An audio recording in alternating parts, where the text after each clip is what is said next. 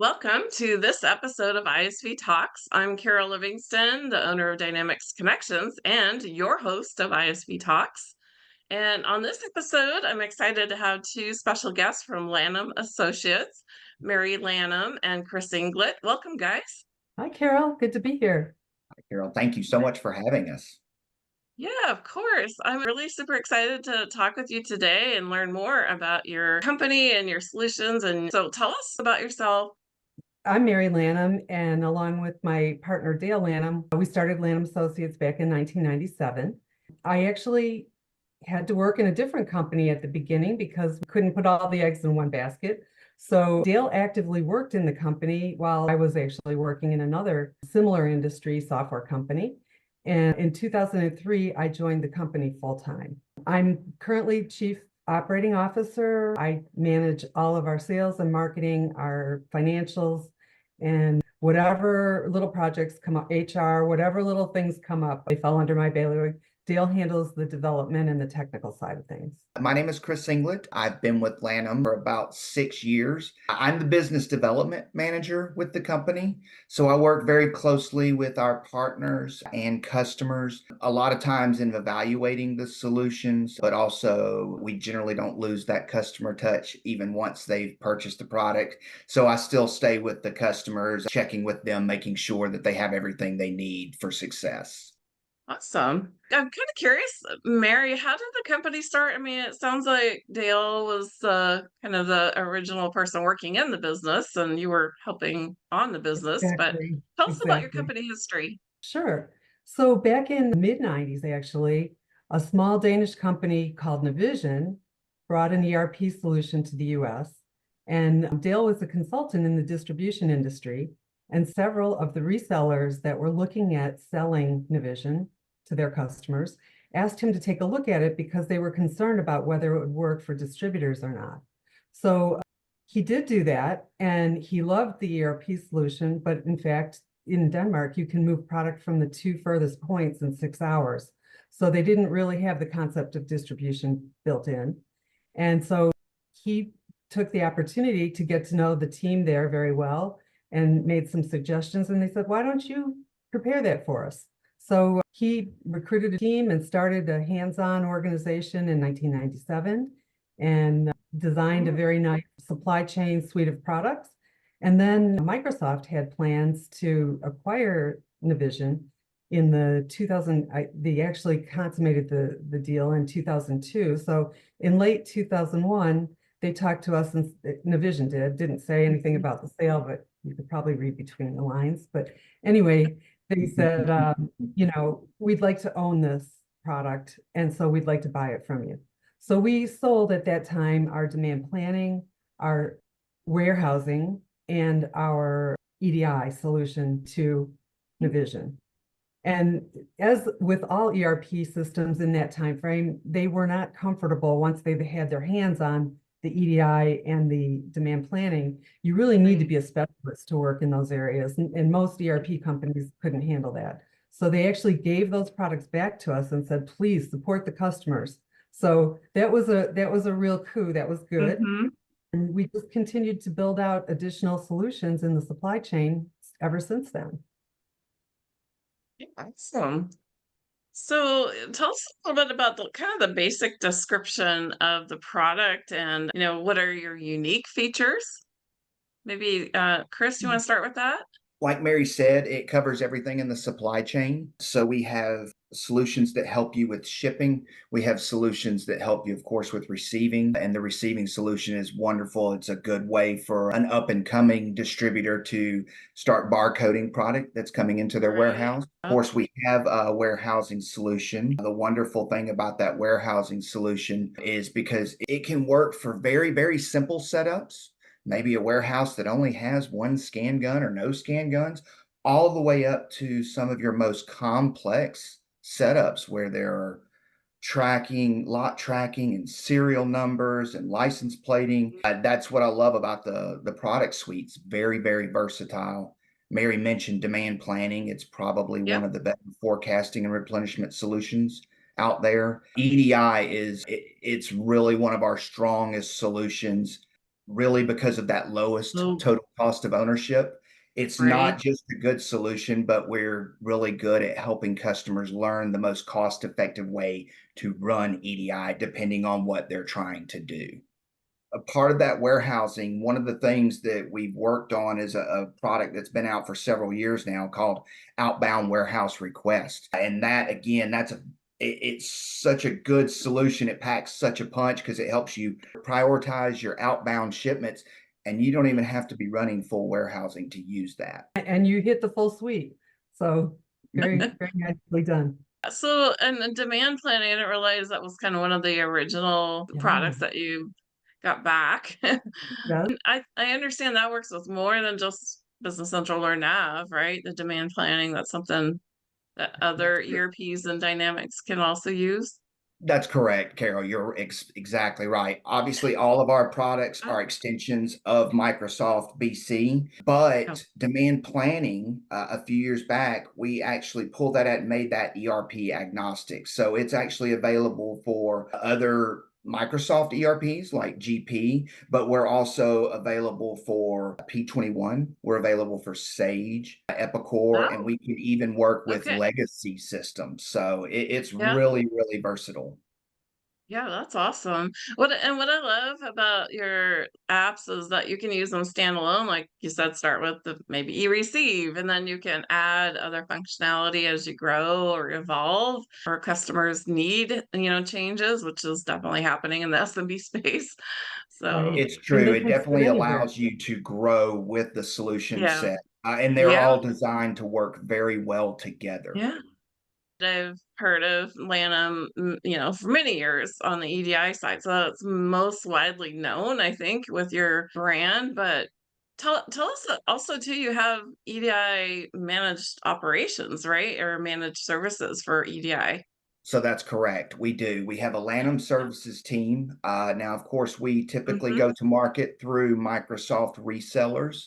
And of course, those partners, we always give them the option to implement our product. We offer training for them, Okay. but we realize that the marketplace is changing when it comes to Mhm. that. Not all of these Microsoft partners want to take that part on. They have a lot of their hands full with Business Central implementation. So Yep. we have a Lanham services team that will work with them and do the Lanham portion Okay. of the implementation.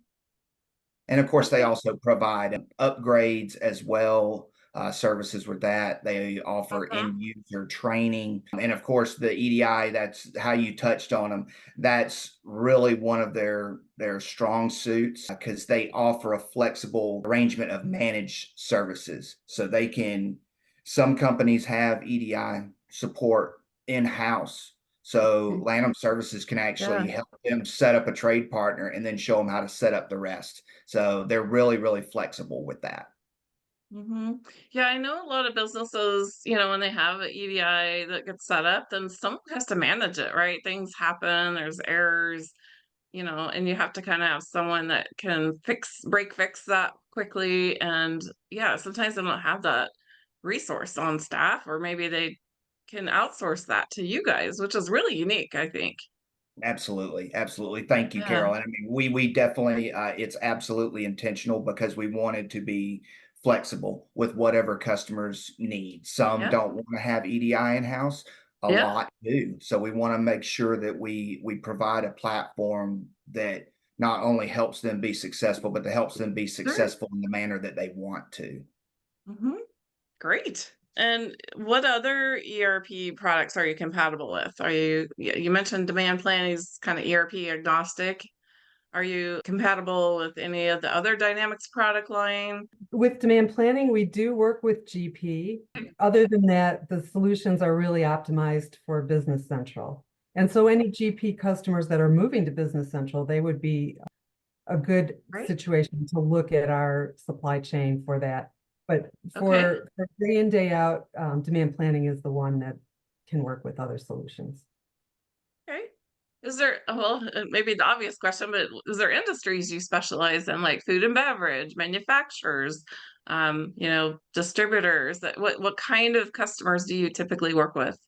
Oh, and now that's a really good question, Carol. So We handle typically manufacturing and core distribution, but it's to retailers of everything from Okay. shoes to food and wine to a Yeah. lot of tools and equipment. It really covers just about every scenario of retailer. We're into a lot of medical supply spaces, but it is, Okay. of course, core into manufacturing and distribution to those retailers. So. Okay. And how do you help customers, I guess, with their supply chain challenges? I know, like during the pandemic, we heard a lot about supply chain disruptions. So tell us a little bit more about how you helped customers during that time. Mary, do you want to answer Yes, that? absolutely. We help many, many of our customers, Yeah. and I'm pleased to say that so many of them flourished in spite of the pandemic, largely because they had the information they needed from our solutions. Our concept was control what you can in your supply chain and use the information to make the best decisions that you can. So a lot of our customers, especially those using demand planning, were able to see what was on order. They were able to optimize. They knew what wasn't coming in because they had time to talk to their suppliers, and they could make decisions that helped them based on that. And Chris is going to give you a Right. real constructive example in just a few minutes, but I want to also share with you sort of a horror story from after the pandemic that occurred, so that you can Oh, see the full range of great and not great. So I received a call, oh, probably about a year ago now, from an owner of a small distributor of pumps. And I knew him because we get to know a lot of the customers that use demand planning. sure. There are one product where you have to be so specialized in that our consultants actually work with the customers there. We still embrace the partner and keep them in the loop and all that, but we work directly with the customers. So he called me and he said, Mary, you're not going to believe this. And I said, okay, try me. And he said, I need help. And I said, okay, what's going on? He said, well, we have your demand planning. I said, yes. And that should have helped you with the pandemic. And he said, yes, it should have. However, my purchasing manager was not using it. I didn't know it, but he Oh, was not. no. So what happened is he said, I have so much on order and so much product coming in, and I don't have the funds to pay for it. He said, I have fired that guy, and I want to know, do you have a consultant that could work with me until I can get a new purchasing manager up to speed and understand your system? And we did do that, but the poor guy had to sell his house. So it was a Mm. very drastic situation. And that as contrasted to many, many of our customers that were able to flourish and see what was happening. And I um, can't imagine as a business owner to find out that we're not using the software and we have no controls, yes, with what we're the, buying. That's the scary. customers that were flourishing were using substitutions. They were buying wholes instead of parts when parts were no longer available. Right. They were doing the things that the demand planning system leads you to and helps you guide you through. As again, a big majority of our customers have fared very well through the pandemic. Yeah. However, not everybody did. Yeah. Yeah. And this is such a good story. So we have a Midwest HVAC distributor that we work with. Been working with them for several years, and as Mary mentioned, especially with demand planning because it's the complexity of it. We work Right. directly with the customer. So when they were able to use a specific feature in demand planning to actually help them when COVID hit.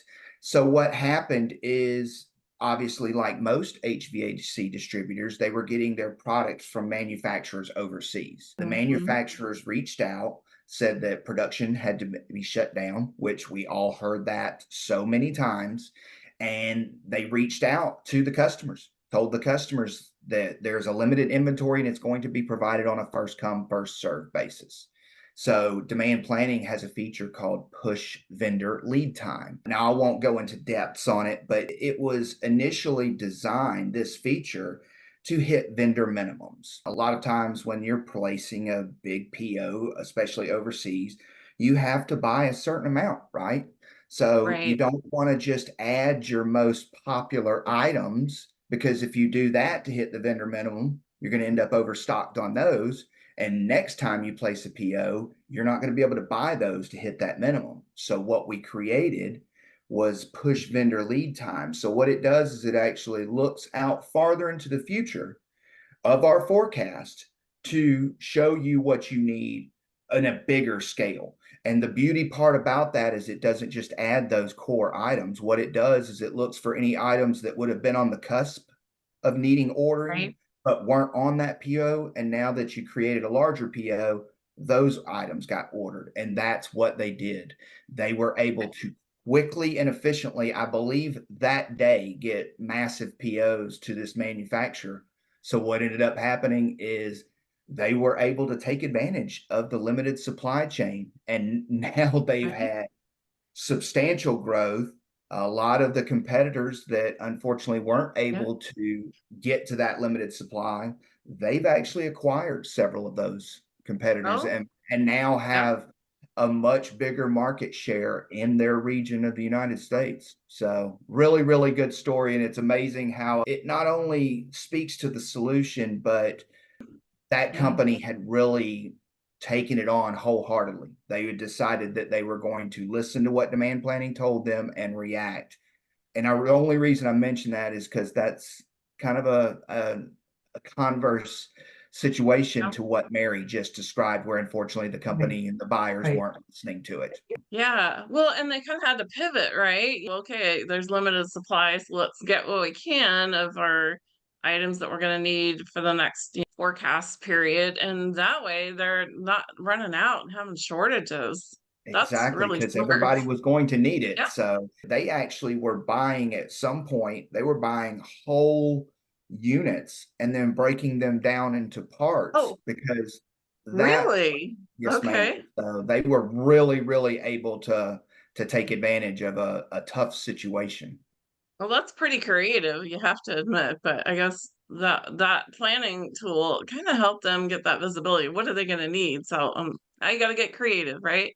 How you going to get Exactly. it? They So, didn't just have to Absolutely. add to a yeah. blind PO and, oh, we'll take a chance that these are the items we're going to sell. The history was telling them this is what you're going to need if you want to create that large of PO. So, yeah, that visibility, you nailed it. That's really what the game changer was.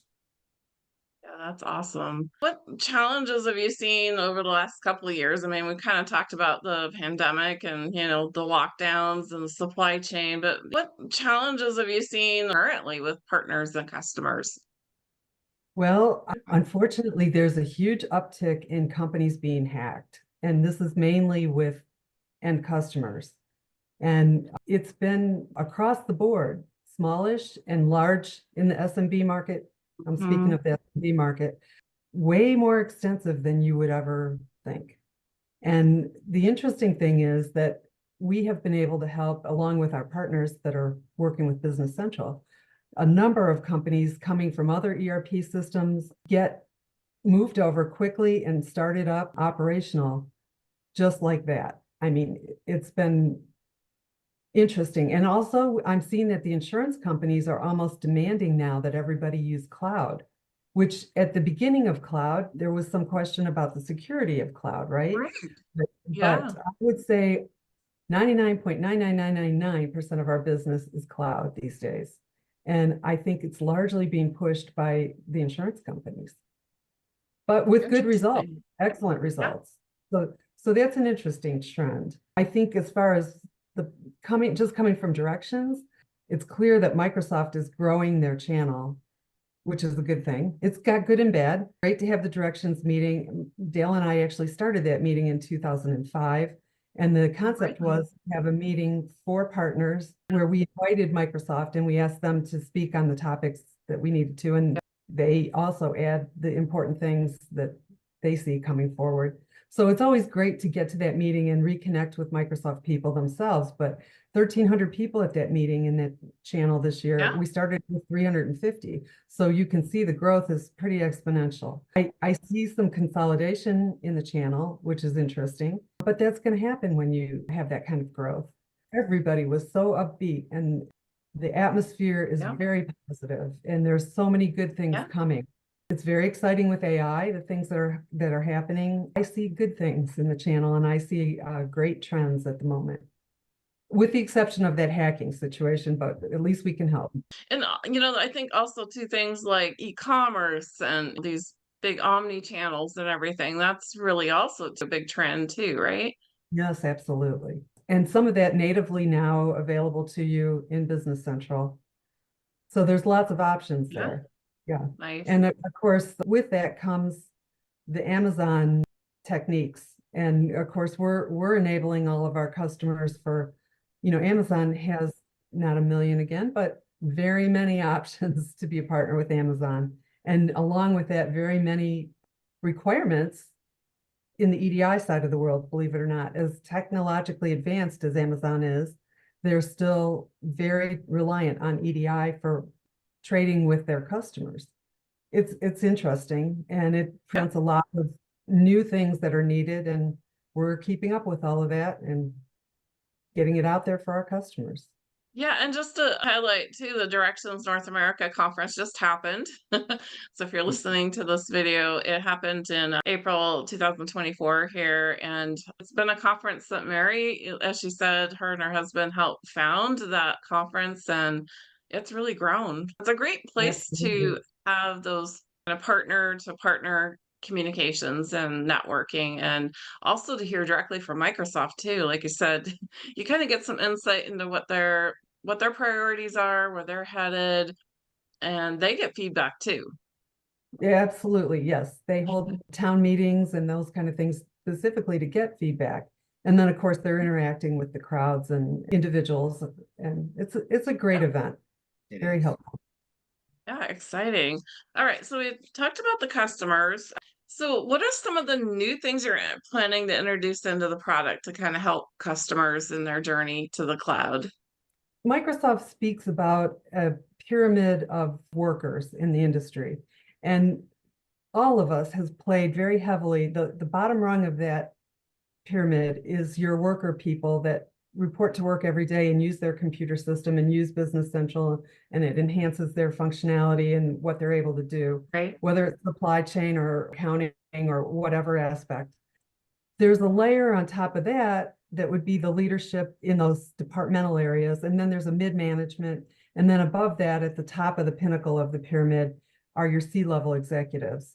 And so Lanham, like Business Central, has delivered a lot of functionality to the bottom two layers.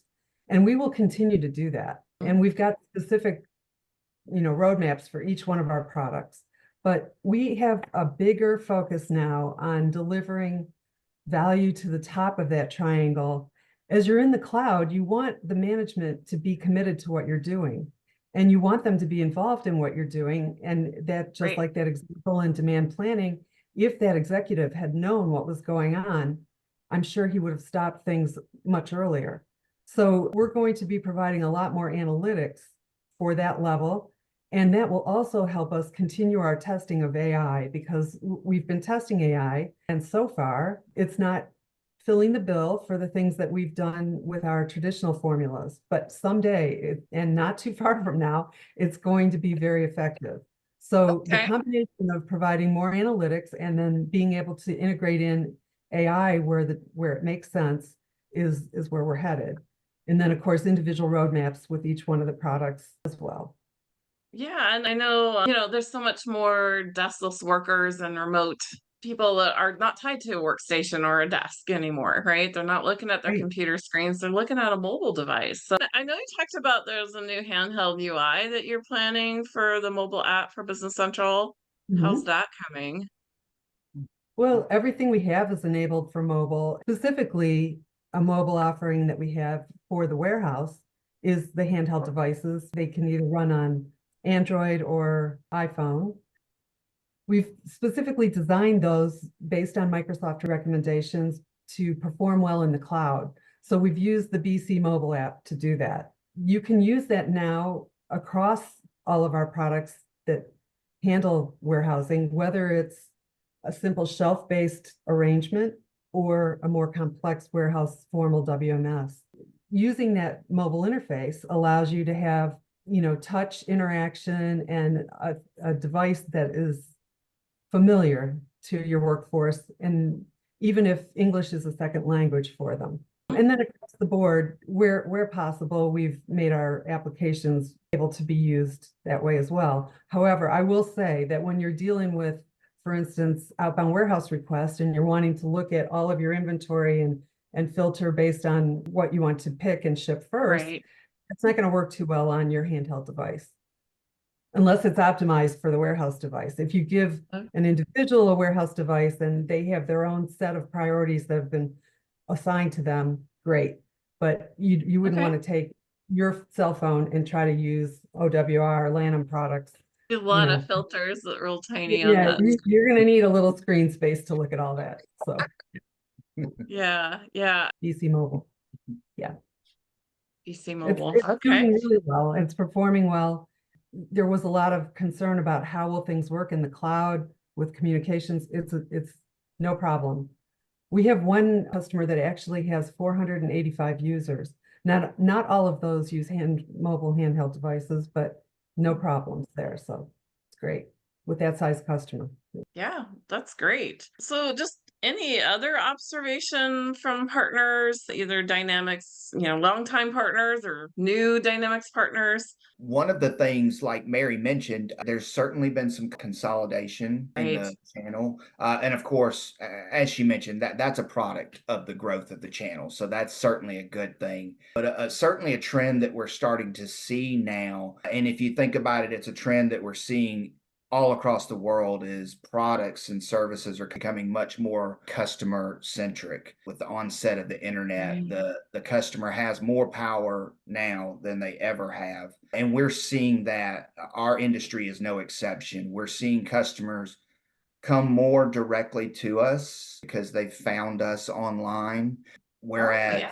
10 years ago, almost everyone who came to us came through those normal Microsoft partner channels. So we're certainly Yeah. seeing a more direct with the customers now. hmm I think So people are getting more sophisticated, right? They do their own research and that's then they go exactly talk right. to their partner or the vendors themselves.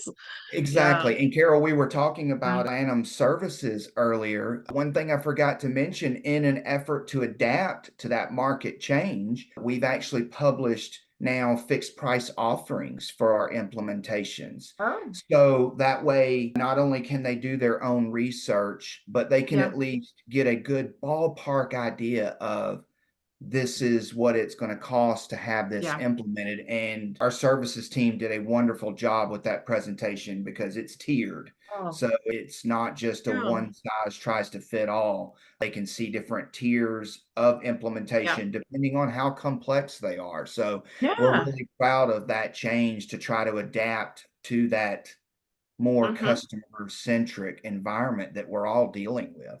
The process for them to receive information faster, and it makes the Yeah. process for implementation faster as well. Right. They don't have Yeah. to I wait think for us to structure a quote. Yeah, I think that's really smart to do that because people are trying to eliminate risk and they want to know how much is it going to cost, or at least an idea. It gives them a starting point and they realize things come up, but when you just have like a quote, you never know, and it's scary, to a business owner because like you're financing your business future, you want to make sure you know what you're investing in and how much it's going to cost. So that's really smart. Yeah. Thank you. Yeah, and then one thing I'm curious about, Mary, is it seems like you guys have been working with the Nav channel too, but how are Nav customers handling this migration in the cloud? Are they moving to the cloud, and are you We seeing have a that tremendous trend? number of customers moving to the Okay. cloud. Maybe 2 years ago, no, but in the last year, it has been a flourish of No? customers. They are Okay. moving like crazy. Yes. They get the message, they see it. And again, I think it's the insurance companies pushing a lot of it for them. Yeah. I agree Oh, 100%. yeah, get off that on-prem and yeah. Yeah, It's maybe yeah. Well, kind of a trend that's going to happen across other legacy platforms like GP, for example. We've got a lot of GP customers out in the marketplace, and they're taking their time. They'll be looking at options, but yeah, so I was curious about the Nav customer base. So interesting. Yeah, they've been moving quickly in the last year, and there are a and lot of them. Yeah. And we certainly understand the hesitancy, right? If you try to implement a change, your business doesn't stop. So that's another thing that we work very hard with our current customer base. When they decide to make that upgrade, that's when we really start pulling in that strong relationship with both the customer and the partner to Right. try to make that transition as easy as possible for them. Yeah. Yeah, it's definitely painful and disruptive to It any is. business. Yes. And Sure, while we're seeing sure. a lot of upgrades, we're also seeing new customers coming on board. And I think more and more customers are understanding that they have to go digital to be competitive. So that's pretty interesting as well. Yeah, that's an interesting trend. Well, I think we kind of talked about the trends on the horizon, like AI, for example. Is there any other trends you're seeing being developed? You guys have your ear to the industry and the channel. So anything else you're hearing?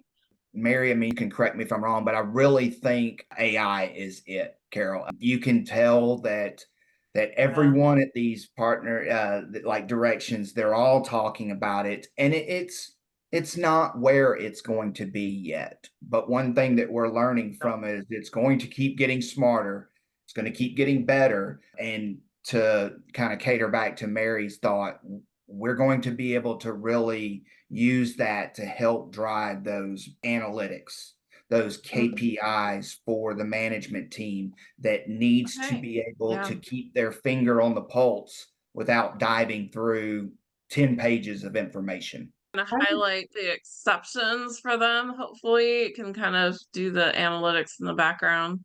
Exactly. and Yeah. I would add to that, in the warehousing side of the world, we're seeing a resurgence of interest in RFID tags, and RFID tags blast a lot of information. And it was required by Walmart earlier for some of our SMB customers for a very short amount of time because it ended up getting very expensive. The tags were expensive, and the facility to monitor all of that information Great. and sift through and keep only the really important information was expensive too. So Walmart dropped that, but we're starting to see more interest in that, and the tags have gotten much less expensive. We'll Oh, see if it takes off this time, but there are more customers asking about it, and we do have it available for them if they need it. So that's another new trend, okay. even though it was tried once before. But I think Yeah. with the surge toward more automation, anybody that can automate is trying to do everything they can to get there. Yeah. So a resurgence in the RFID. That's interesting. So just in conclusion, is there kind of one trend that you're seeing that partners or customers are coming to talk to you? I guess it's a multi-pronged trend, right? Going digital to begin with, going to the cloud, and then asking, Yes. where is AI going to fit in for me? How is that going to help me? So I think that's the big motion. Right. And maybe going back to the getting more customers directly. But again, that's not just special to our industry. That's kind of becoming a worldwide trend. Hmm.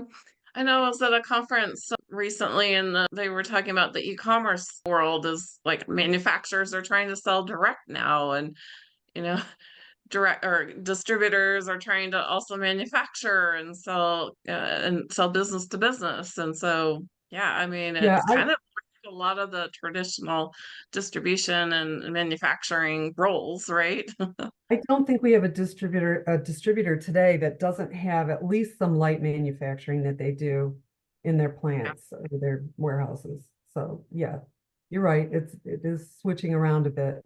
But That's where the Awesome. flexibility of demand planning is really going to help there because it's really, really good with bill of materials and productions and assemblies. So it really helps them with that facet. So as that Yeah. trend changes, again, that's another one of those where the solution will adapt and grow with them as they grow and change. Any other last thoughts, Mary or Chris?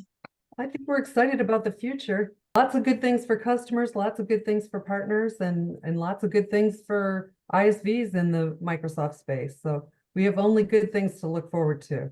Absolutely. Okay, well, thank you so much, Mary and Chris, for joining us today on this episode of ISV Talks. And if you want to reach out to Chris, his contact information is here. But thank you both for joining us today. Well, thank you, Carol. It was really nice to be here. We appreciate it. Yes, yes. Thank you for having us. We really appreciate it. And since you have my information up there, I want to let everyone know, please feel free to reach out to me directly if you want to continue this discussion on any area that we've touched on, or if you have other thoughts. Just to make sure everyone gets it, I would like to spell my email address for you. So it's ChrisI at lanhamassociates.com, which is LANHAMASSOC.com. But I would Okay, love to continue the discussion with anyone. And like Mary said, a lot of exciting things on the horizon. So we're excited about the future. well, I'm excited too. So, well, thank you, friends, for joining in this episode of ISV Talks, and we'll see you on the next episode. Bye bye. Wonderful. All right. Thanks. Thank you. Bye.